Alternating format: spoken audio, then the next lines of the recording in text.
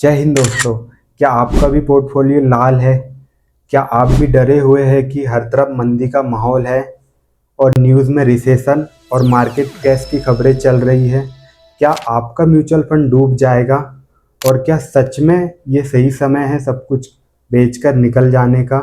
लेकिन सच तो यही है कि 90% लोग इसी डर में ऐसी गलती कर देते हैं जो उनकी सालों की मेहनत की कमाई को तबाह कर देती है।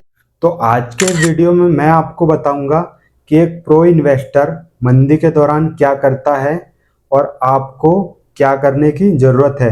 अगर आप ये वीडियो अंत तक देख लेते हैं तो यकीन मानिए ये मार्केट क्रैश आपके लिए एक मुसीबत नहीं बल्कि एक मौका बन सकता है, एक अपॉर्चुनिटी बन सकता है।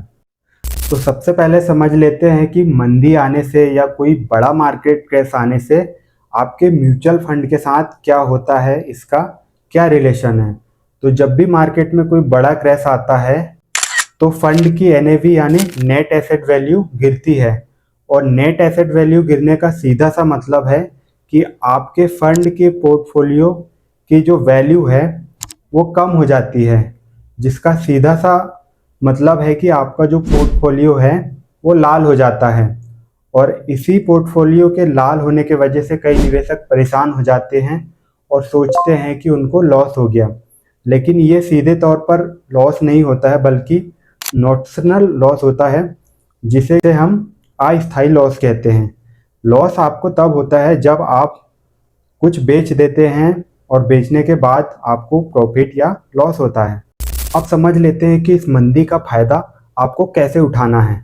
तो आपको पता होगा कि जब भी कोई मार्केट में बड़ा क्रैश आता है तो म्यूचुअल फंड की जो यूनिट्स है वो सस्ती हो जाती है। यानी आपका जो एसआईपी का अमाउंट होता है वो पहले की तुलना में उतना ही अमाउंट से आप ज़्यादा यूनिट्स खरीद सकते हैं, यानी सेम अमाउंट में एक्स्ट्रा यूनिट्स।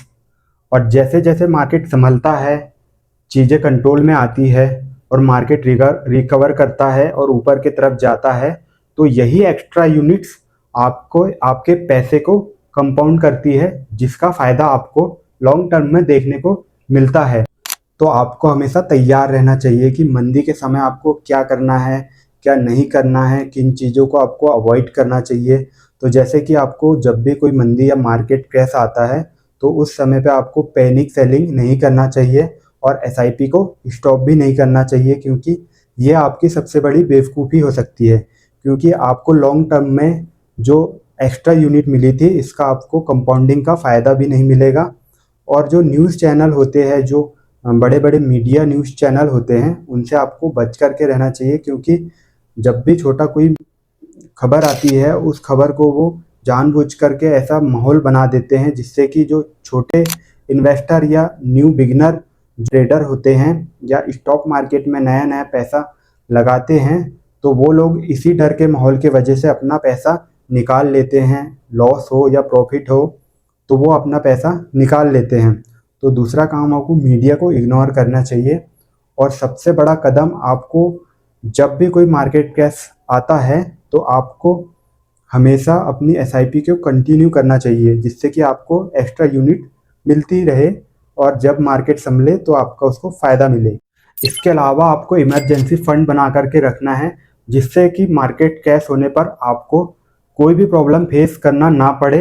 और सेकंड, आपके पोर्टफोलियो को रीबैलेंस करना है। जैसे कि आपने तय किया था कि आपको 60% इक्विटी और 40% डेब्ट में आपको पैसे इन्वेस्ट करने हैं, तो मार्केट क्रैश पे उसका कितना असर हुआ उस हिसाब से आपको पोर्टफोलियो में आपको एडजस्ट करना है। और आपके जो इक्विटी है उसको डेब्ट में या डेब्ट को आपको इक्विटी में शिफ्ट करना है।